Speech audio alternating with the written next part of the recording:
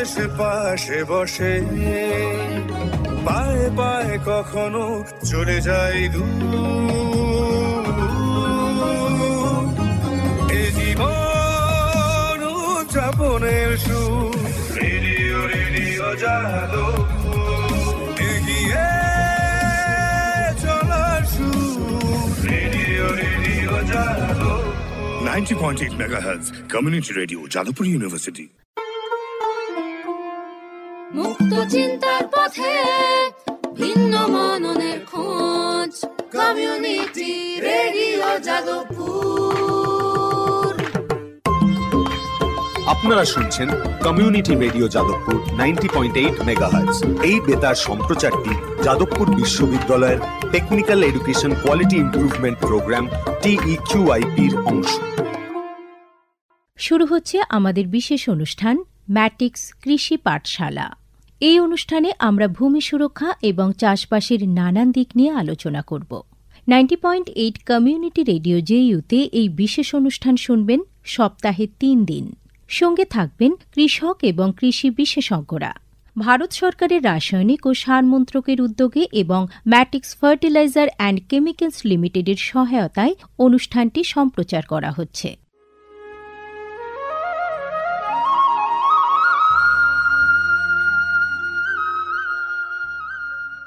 অর্থনৈতিক বিষয় সংক্রান্ত ক্যাবিনেট কমিটি তাদের 28 জুন 2023 সভায় PM প্রণাম নামক একটি প্রকল্প অনুমোদন করেছে।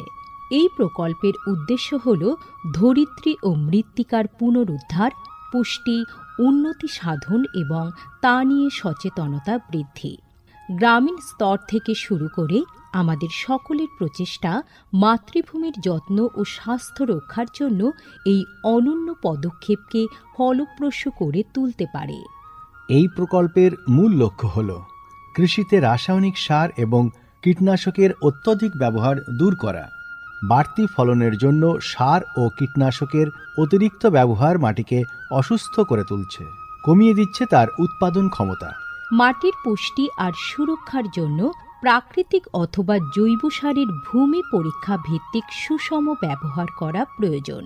পাশাপাশি দরকার জৈব ও প্রাকৃতিক চাষ পদ্ধতি এবং সম্পদ সংরক্ষণ প্রযুক্তি, যেমন সমন্বিত কৃষি ব্যবস্থা, ক্ষুদ্র সেচ, মালচিং, মাটির ক্ষতিকারক খনন না করা, ঘুরে ফিরে বিভিন্ন ফসলের চাষ ইত্যাদি।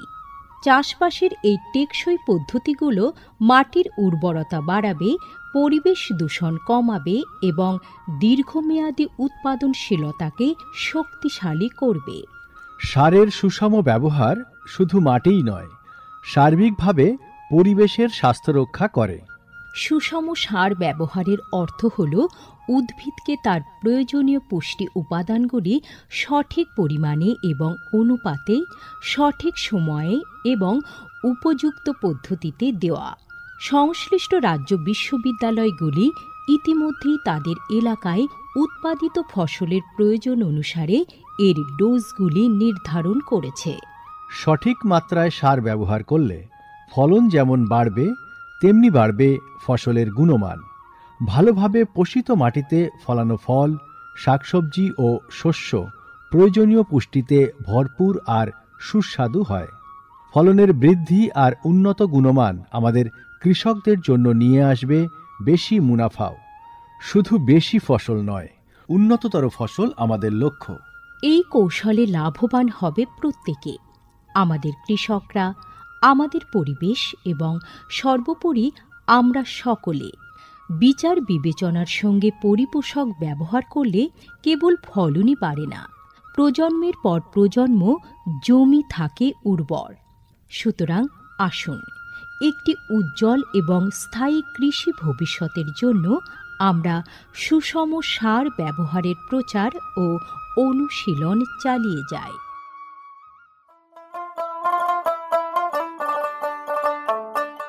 বিকশিত ভারত সংকল্প যাত্রা বা VBSY এর একটি গুরুত্বপূর্ণ অংশ হল ভারত সরকারের সার বিভাগ দ্বারা PM প্রণাম স্কিম এবং কৃষিতে ড্রোন ব্যবহারের প্রচার। সারের সুষম ব্যবহার এবং ন্যানো সারের ব্যবহার নিশ্চিত করার কাজে সার বিভাগ বিভিন্ন সংস্থা ও মানুষকে নিযুক্ত করেছে, যেমন বিভিন্ন সার উৎপাদনকারী সংস্থা, প্রধানমন্ত্রী কৃষি সমৃদ্ধি কেন্দ্র বা PMKSK গুলি, ফিল্ড অফিসার এবং নোডাল অফিসারদের। VBSY এর একটি প্রধান দিক হল বিভিন্ন শস্য এবং গাছপালার ওপর ন্যানো এবং জল দ্রবণীয় সার স্প্রে করার কাজে ড্রোনের ব্যাপক ব্যবহার। এই উদ্যোগের ফলে 29টি রাজ্য ও কেন্দ্রশাসিত অঞ্চলের বিভিন্ন জেলায় হাজার হাজার ড্রোন প্রদর্শন হয়েছে। এই পদ্ধতিটি হাতে কলমে দেখিয়ে দেওয়ায় আধুনিক কৃষি প্রযুক্তি গ্রহণের সুবিধাগুলি মানুষের কাছে আরও স্পষ্ট ও বিশ্বাসযোগ্য হয়ে উঠেছে। এই জনসংযোগ কর্মসূচিগুলি দীর্ঘমেয়াদী কৃষি অনুশীলনের সুফল সম্পর্কে নাগরিকদের অবহিত করতে একটা বড় ভূমিকা পালন করেছে। সারা দেশ জুড়ে লক্ষাধিক দর্শক ড্রোনের প্রদর্শনী প্রত্যক্ষ করেছেন। প্রচলিত ইউরিয়ার চেয়ে ন্যানো ইউরিয়ার উপকারিতা বিষয়ে সচেতন হয়ে কৃষকরা ন্যানো সার প্রয়োগে গভীর আগ্রহ দেখিয়েছেন। এই কর্মসূচির আলাপ আলোচনায় উঠে এসেছে জৈব চাষের উপযোগিতা, যা প্রমাণ করে চাষের এই সব অনুশীলনগুলি নিয়ে কৃষকদের সচেতনতা। উৎসাহী কৃষকরা কৃষিতে ড্রোন প্রযুক্তির বিষয়ে আগ্রহ প্রকাশ করেছেন। এই আধুনিক কৌশলগুলির অর্থনৈতিক কার্যকারিতা কৃষকদের নতুন দিশা দেখিয়েছে, কৃষিতে এক স্থায়ী এবং সাশ্রয়ী পদ্ধতির পথ প্রশস্ত করেছে। মাননীয় প্রধানমন্ত্রী মহিলা কিষাণ ড্রোন কেন্দ্র চালু করেছেন। এটি মহিলা স্বনির্ভর গোষ্ঠীগুলিকে ড্রোন সরবরাহ করবে, যাতে তারা এই প্রযুক্তি ব্যবহার করে জীবিকা নির্বাহ করতে পারে। VBSY প্রোগ্রামের রূপায়ণে PMKSK গুলি সক্রিয় ভূমিকা পালন করছে। একে অপরের সঙ্গে এই সহযোগিতাই আমাদের পাথেয়। বিকশিত ভারত সংকল্প যাত্রা শুধু একটি যাত্রা নয়, এটি ভারতীয় কৃষির দীর্ঘমেয়াদী এবং প্রযুক্তিগতভাবে উন্নত ভবিষ্যতের দিকে একটি গুরুত্বপূর্ণ পদক্ষেপ। যাত্রাপথে এটি জাতির কৃষিকে সম্পূর্ণ পুনর্নির্মাণ করা, উদ্ভাবনকে উৎসাহিত করা এবং সবার জন্য একটি সবুজ, আরও সমৃদ্ধ ভবিষ্যৎ নিশ্চিত করায় অঙ্গীকারবদ্ধ। ড্রোন প্রযুক্তি, ন্যানো সার এবং দীর্ঘমেয়াদী কৃষি অনুশীলনের প্রচারের মাধ্যমে এটি কেবল সচেতনতায় তৈরি করছে না, আরও সমৃদ্ধ এবং পরিবেশ বান্ধব ভবিষ্যতের জন্য নব প্রযুক্তিকে গ্রহণ করতে কৃষকদের অনুপ্রাণিত করছে। এই কৃষি বিপ্লবের গতি প্রকৃতি প্রত্যক্ষ করলে এটা স্পষ্ট হয় যে VBSY একটি বিকশিত, উন্নত এবং দীর্ঘজীবী ভারতের বীজ বপন করছে।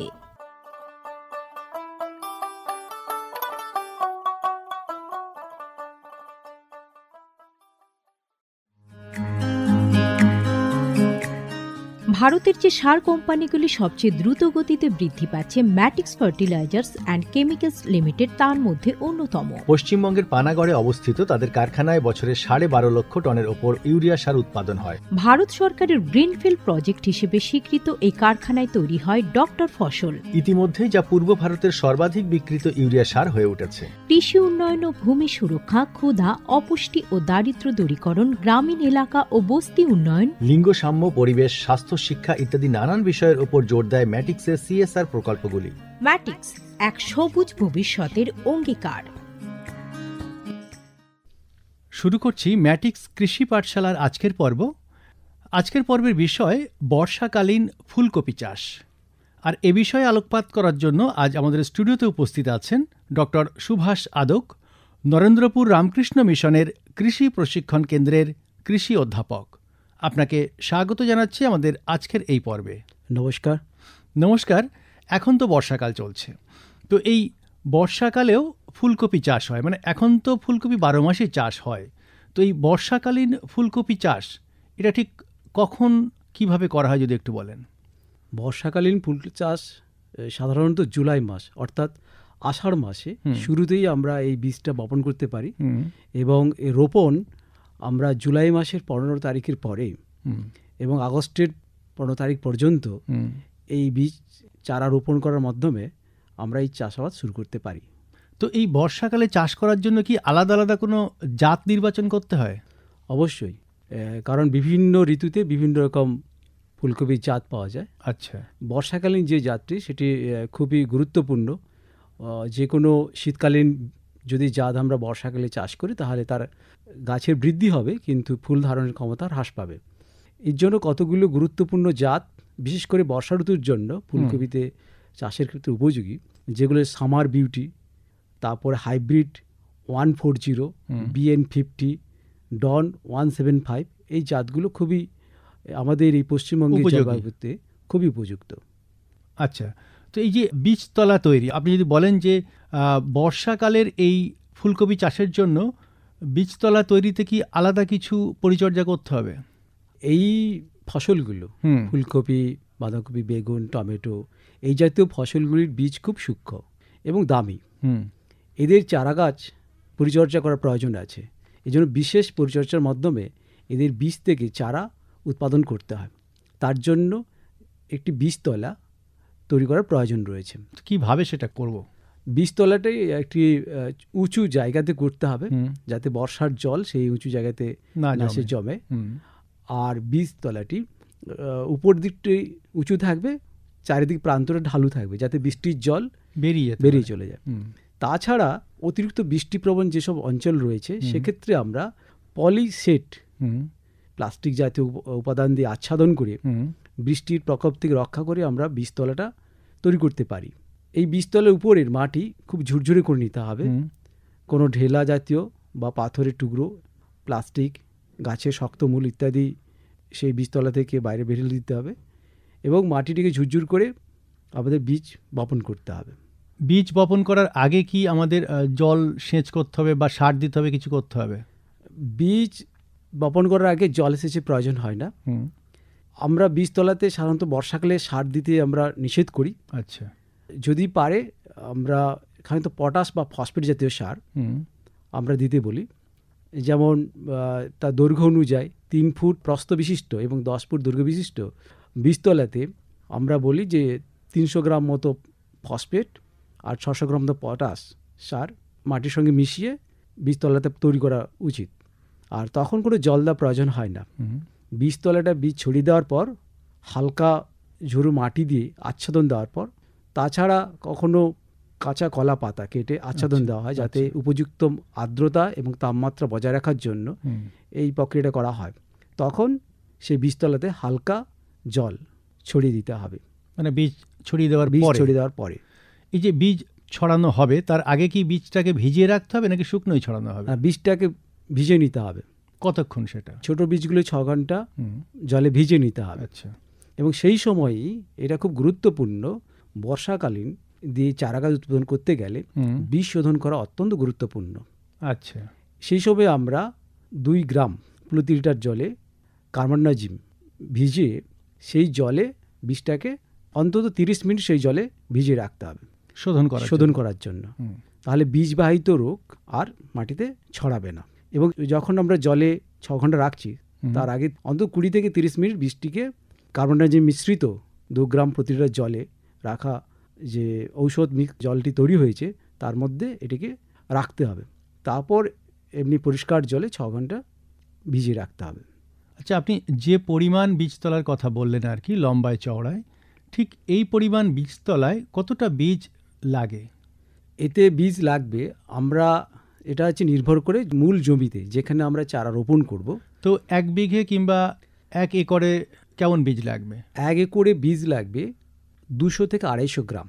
আচ্ছা, অর্থাৎ 1 হেক্টর বীজ লাগে 600 থেকে 700 গ্রাম। 1 একর হলে 200 থেকে 250 গ্রাম বীজ লাগবে। কারণ এই বীজগুলোর পরিমাণ একটু শীতকালীন বীজের থেকে বেশি লাগে, কারণ এদের একর প্রতি গাছের সংখ্যা বেশি, কারণ গাছের বৃদ্ধি কম, সেই জন্য বীজের পরিমাণটা বেশি লাগে। 200 থেকে 250 গ্রাম প্রতি একর জমিতে বীজের প্রয়োজন। তো এই যে সিড বেড তৈরি করা হলো আর কি, তো সিড বেড থেকে কতদিন পরে আমরা চারা মূল জমিতে নিয়ে বসাবো আর কি? এই বীজতলা থেকে মূল জমিতে চারা স্থানান্তর করার জন্য মূলত 20 থেকে 25 দিন সময়টা হচ্ছে আদর্শ।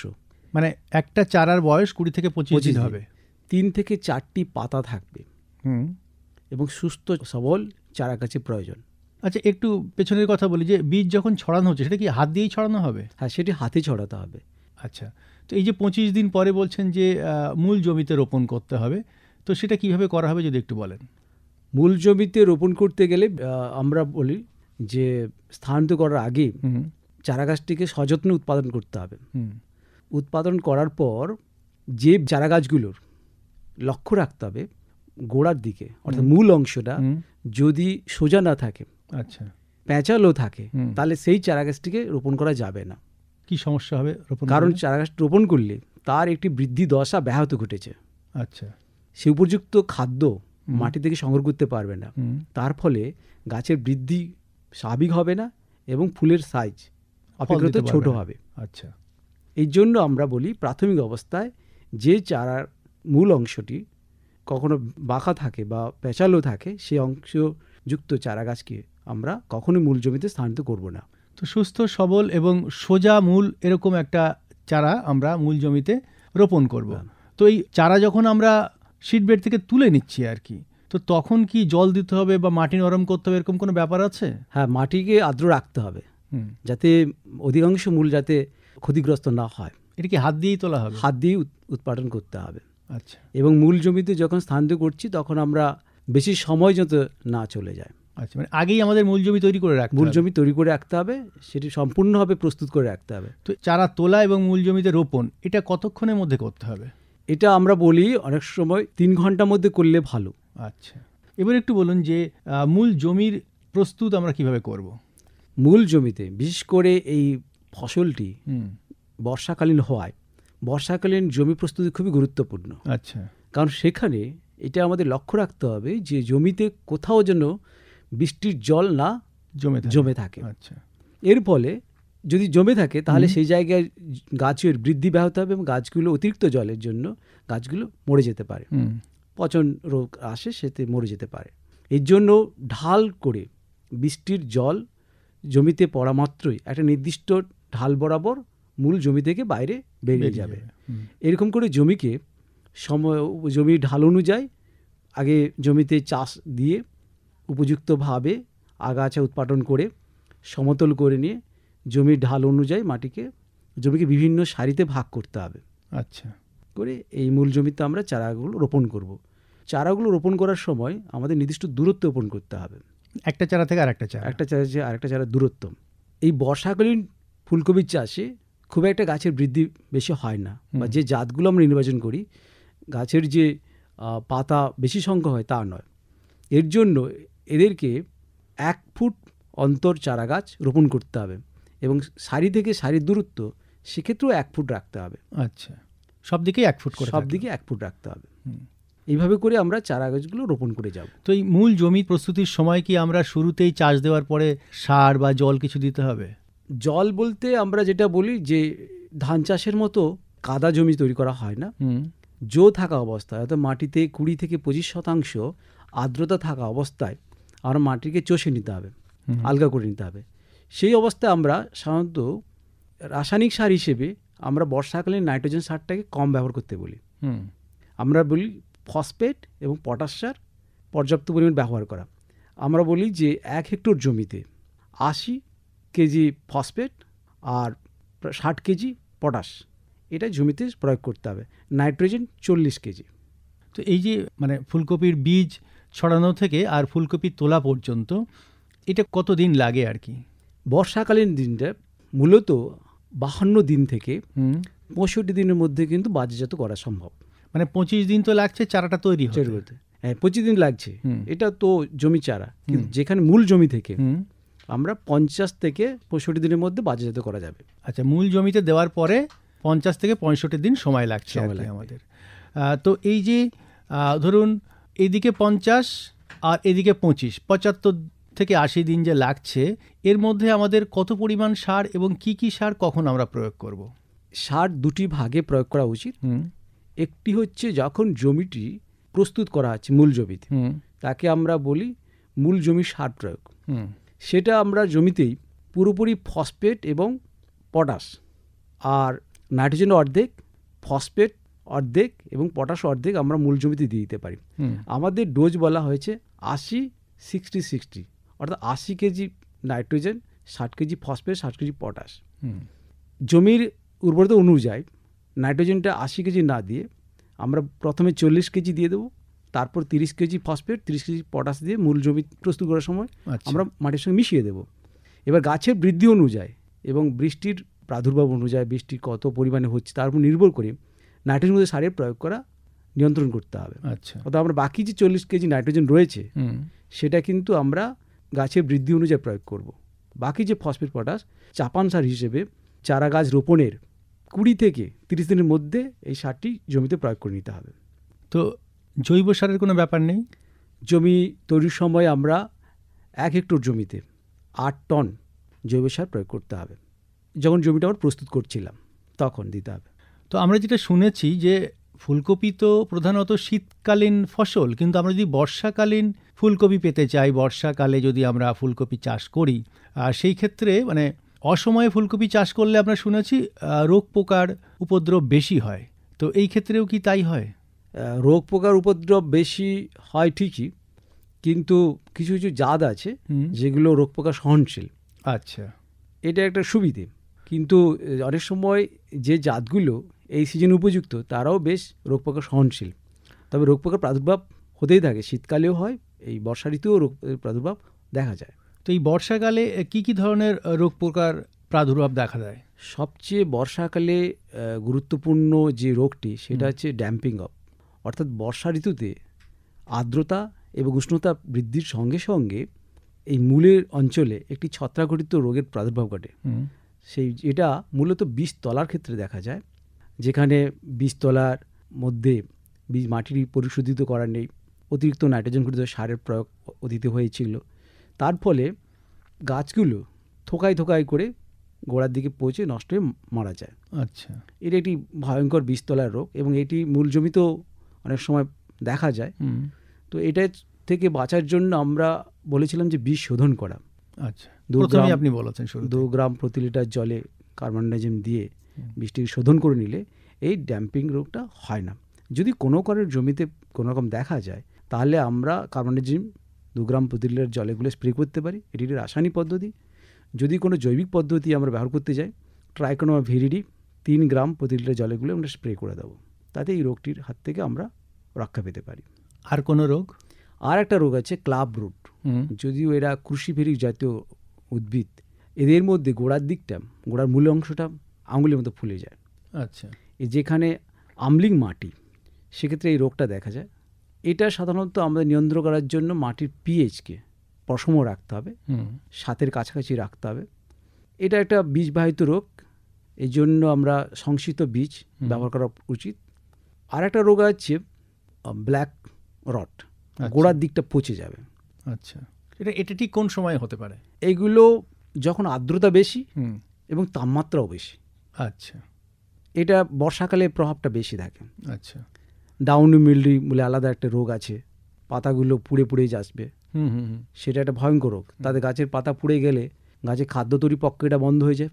যে ফুল যেটা বাজারজাত করা হয়, এটা চাষি বন্ধুরাও বলেন আর কি, এটা কিন্তু সাইজ ছোট হয়ে যায়, বাজারে দামও পায় না, ফলনও ভালো হয় না। এটা একটা রোগের প্রকোপ হচ্ছে আমরা এই ম্যানকোজেব এবং কার্বনডাইজিম, এটি একটি মিশ্রণ ওষুধ পাওয়া যায়, এটি স্প্রে করলে এই রোগটি সেরে যায়। আর যেটা পাউডারি মিল্ডিউ একটা রোগ আছে, এই ব্ল্যাক রড যেটা বলছিলাম, এটার ক্ষেত্রে বর্ষাকালে খুবই ইফেক্টিভ একটি ছত্রাকনাশক ওষুধ হলো মেটালাক্সিল। আচ্ছা, এটা 1.5 গ্রাম প্রতি লিটার জলেগুলো স্প্রে করতে হবে। তাহলে বর্ষাকালে মূল পচে যাওয়া এটা ভয়ঙ্কর ক্ষতিকারক এবং এতে গাছ ঝিমিয়ে মরে যায়, তাতে কৃষকদের খুবই ক্ষতি হয়। এই জন্য অতিরিক্ত বর্ষার সময় এই ম্যানকোজেবের পরিবর্তে আমরা এই মেটালাক্সিল এই ওষুধ 1.5 গ্রাম প্রতি লিটার জলেগুলো স্প্রে করতে হবে। তাহলে ওই মূলের যে পচন রোগটি, এটা থেকে রক্ষা করা যাবে গাছকে। মোটামুটি এই রোগগুলোই হয় এবং এই তার চিকিৎসা আপনি যেটা বললেন আর কি। তো ঠিক কোন সময় আমরা হারভেস্টিং করব? এটি বীজ থেকে 70 থেকে 80 দিন সময় লাগে। মূল জমি থেকে আমরা যখন চারা রোপণ করলাম সেখান থেকে 52 দিন পর থেকে আমরা বাজারজাত করতে পারি। আচ্ছা, তখন এর গড় ওজন দাঁড়ায় একটি ফুলকপির 400 গ্রামের মতো। মানে বর্ষাকালীন ফুলকপি একটু ওজনে কমই হয়, ওজনে কম হয়, 400 গ্রাম।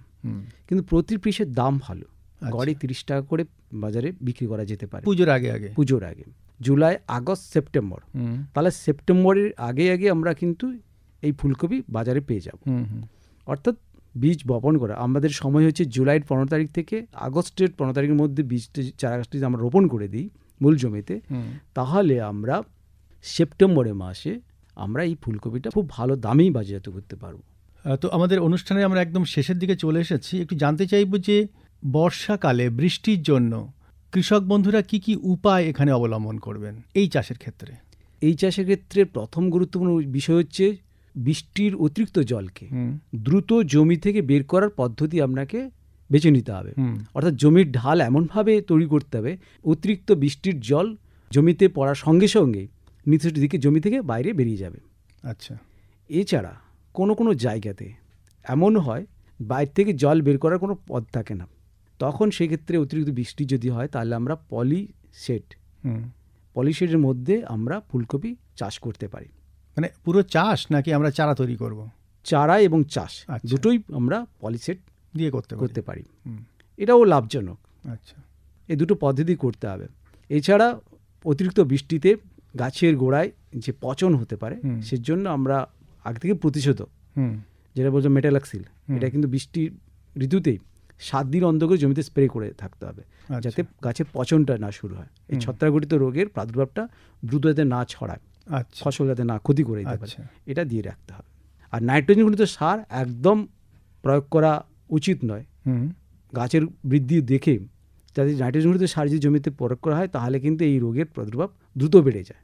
এইভাবে করেই আমরা বর্ষাকালীন চাষটাকে নিয়ন্ত্রিতভাবে এবং লাভজনক করে তুলতে পারি। তাহলে চাষি বন্ধুরা এখন সারা বছরই ফুলকপি চাষ করছেন, মানে অসময়ে ফুলকপি চাষ করছেন, যেমন গরমকালেও করছেন তেমন বর্ষাকালেও ফুলকপি চাষ করছেন, এবং সেখানে বেশি বেশি লাভও তারা পাচ্ছেন, কারণ অসময়ে ফুলকপিটা উঠছে বলে, বাজারজাত করতে পারছেন বলে। ম্যাটিক্স কৃষি পাঠশালার আজকের এই পর্ব আমরা এখানেই শেষ করব।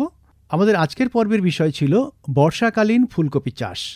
এ বিষয়ে এতক্ষণ আলোকপাত করলেন ডক্টর সুভাষ আদক, নরেন্দ্রপুর রামকৃষ্ণ মিশনের কৃষি প্রশিক্ষণ কেন্দ্রের কৃষি অধ্যাপক।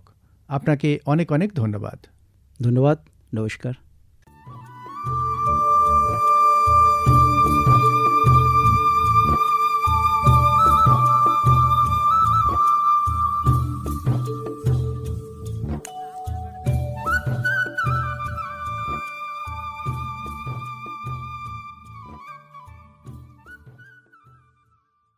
এতক্ষণ শুনলেন আমাদের বিশেষ অনুষ্ঠান ম্যাটিক্স কৃষি পাঠশালা। ভারত সরকারের রাসায়নিক ও সার মন্ত্রকের উদ্যোগে এবং ম্যাটিক্স ফার্টিলাইজার অ্যান্ড কেমিক্যালস লিমিটেডের সহায়তায় অনুষ্ঠানটি সম্প্রচার করা হল। কেমন লাগলো এই অনুষ্ঠান আমাদের জানাতে পারেন 0332457260 নম্বরে। আপনারা আমাদের মেইলও করতে পারেন radio.ju@gmail.com। আমাদের ইউটিউব চ্যানেল রেডিও জেইউ, এখানেও আপনারা এই বিশেষ অনুষ্ঠানটি শুনতে পারেন। আর আমাদের ইনস্টাগ্রাম আইডি radio_JU আপনারা ফলো করতে পারেন। আজকের মতো ম্যাটিক্স কৃষি পাঠশালা এ পর্যন্তই। শুনতে থাকুন কমিউনিটি রেডিও জেইউ 90.8 মেগাহার্টজে। ভারতের যে সার কোম্পানিগুলি সবচেয়ে দ্রুত গতিতে বৃদ্ধি পাচ্ছে ম্যাটিক্স ফার্টিলাইজার্স অ্যান্ড কেমিক্যালস লিমিটেড তার মধ্যে অন্যতম। পশ্চিমবঙ্গের পানাগড়ে অবস্থিত তাদের কারখানায় বছরে 12.5 লক্ষ টনের ওপর ইউরিয়া সার উৎপাদন হয়। ভারত সরকারের গ্রিনফিল্ড প্রজেক্ট হিসেবে স্বীকৃত এই কারখানায় তৈরি হয় ডক্টর ফসল। ইতিমধ্যেই যা পূর্ব ভারতের সর্বাধিক বিক্রিত ইউরিয়া সার হয়ে উঠেছে। কৃষি উন্নয়ন ও ভূমি সুরক্ষা, ক্ষুধা, অপুষ্টি ও দারিদ্র্য দূরীকরণ, গ্রামীণ এলাকা ও বস্তি উন্নয়ন, লিঙ্গ সাম্য, পরিবেশ, স্বাস্থ্য, শিক্ষা ইত্যাদি নানান বিষয়ের উপর জোর দেয় ম্যাটিক্সের CSR প্রকল্পগুলি। ম্যাটিক্স, এক সবুজ ভবিষ্যতের অঙ্গীকার। দূরে সে পাশে বসে পায়ে পায়ে কখনো চলে যায় দূর।